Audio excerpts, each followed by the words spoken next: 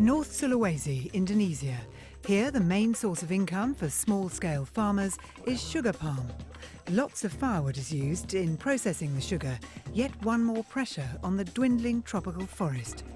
But through the vision of one man, energy from deep underground is replacing firewood. A cooperative has been formed which is boosting incomes, with profits being channelled into a wildlife sanctuary.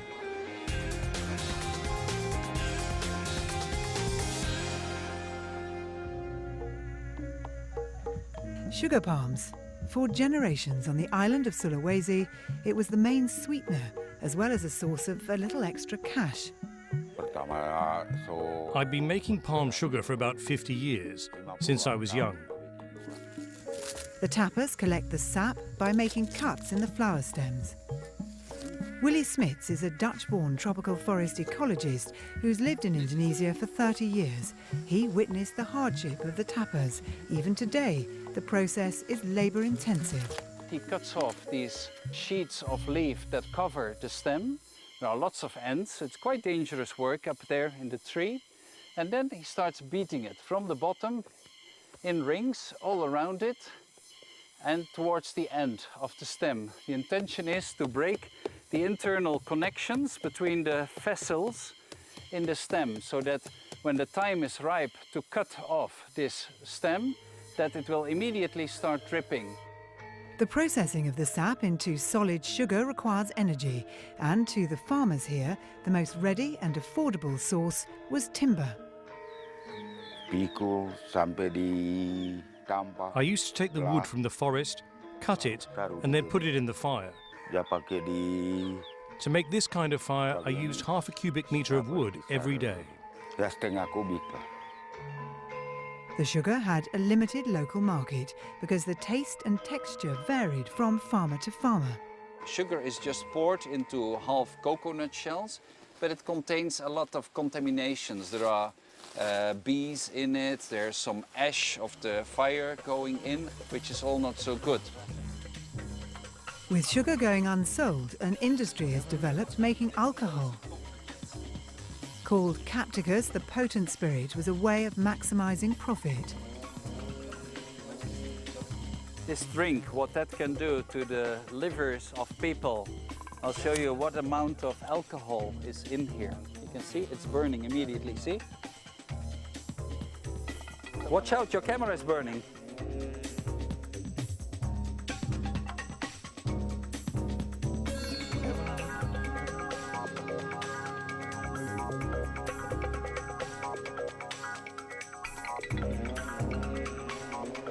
In 2006, Willy Smits set up the Masarang Foundation to wean farmer tappers from firewood and the moonshine. Smits claims that by making the sugar marketable and finding an alternative to firewood, the foundation has doubled its income and helped save the jungle. Energi yang masih terkandung di spirited water atau air yang terpisahkan dari separator itu cukup besar karena temperatur di air situ 180 derajat.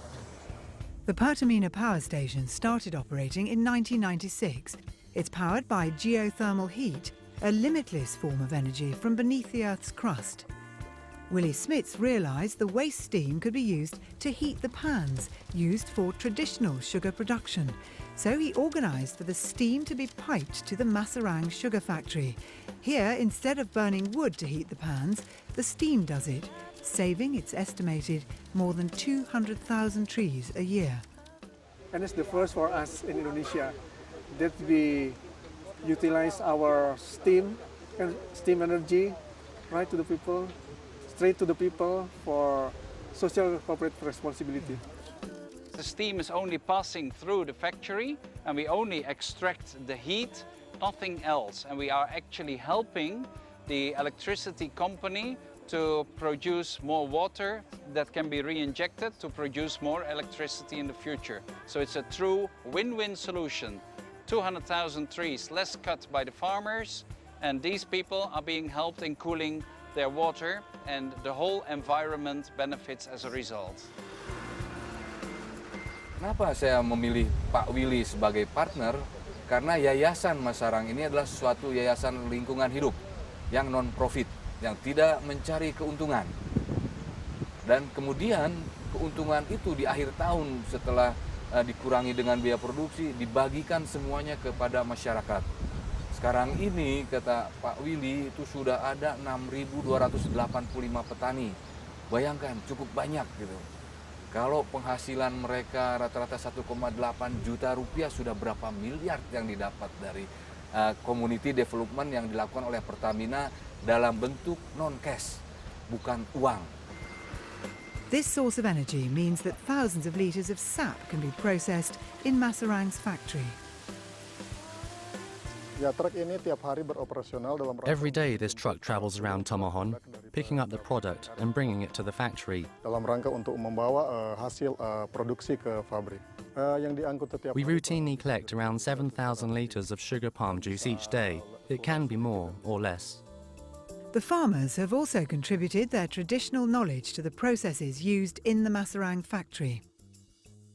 This here is the bark of a tree that grows in the forest here. And this is what we use to preserve the palm juice.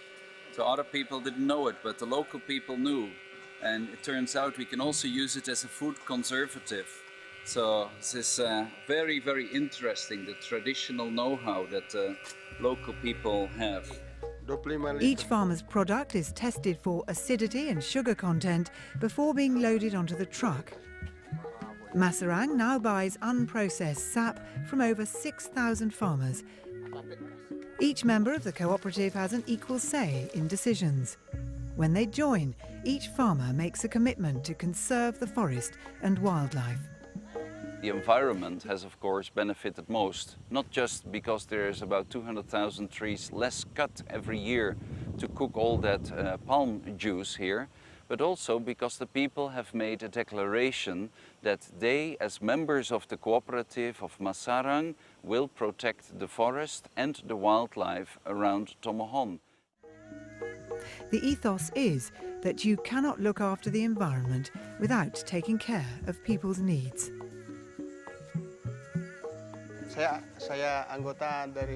I'm a member of the cooperative with a palm sugar factory.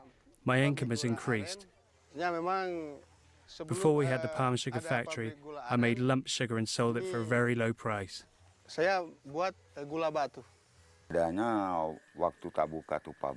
We're pleased after the opening of the factory because I can have a better income. The income from the sugar that I used to make wasn't enough. This organisation has been operating since August 2006, and the farmers are really making more money, an increase of about 200% over what they made before the factory was operating.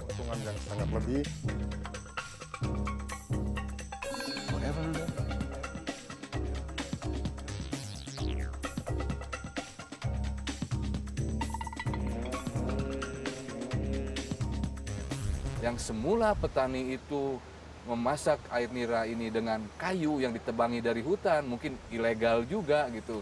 Sekarang sudah tidak perlu melakukan itu. Sekarang menggunakan energi geotermal. Artinya itu bisa menyelamatkan hutan-hutan yang berada di sekitar area ini. At the factory, the tightly controlled process gives a consistent and marketable product. You have seen this done in the gardens, the traditional way. Here it is under clean conditions with the people wearing masks and no dirt can fall in. And we cook it in stainless steel pans that are again heated by geothermal steam. And at the same time we can arrange the water cooling temperature so we can keep it very stable and we can make a top quality product in this way. So what the factory is selling most is this kind of palm sugar that comes out of that machine right now and goes to the packaging machines. And this is exported all around the world.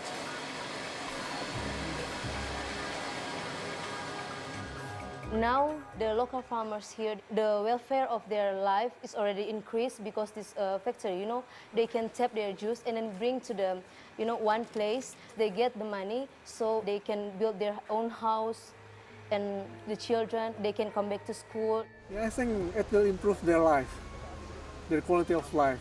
And it's good for us too, because they will feel that we have giving them some benefit of our existence here. The environment has also benefited from the Masarang factory.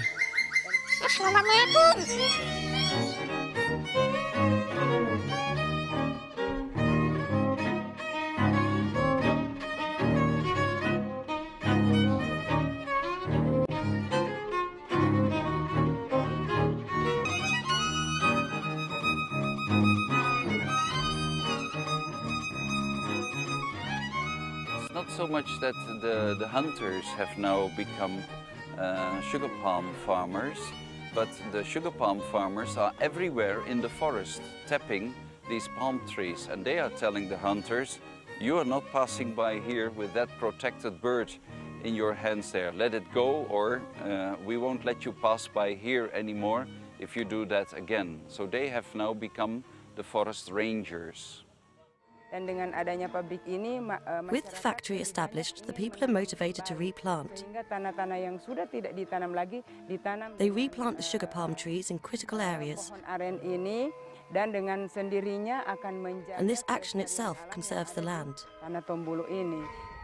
In addition to forestry, the Masarang Foundation helps support an animal rescue centre. Orangutans are not native to this part of Indonesia, but Sulawesi is a smuggling route for animals illegally sold as pets. Here, those that are seized are cared for and prepared to be returned to the wild. The animal sanctuary is just one example of the Masarang Foundation's multifaceted approach. Willie Smits hopes to expand in other directions too. We are here with the women that are also being helped by the foundation. There are 8,000 women that have enlisted themselves and that want to develop initiatives here. So it is our intention, if we would win the World Challenge, to give that money to the microcredit scheme to help all these women develop their skills and their own initiatives.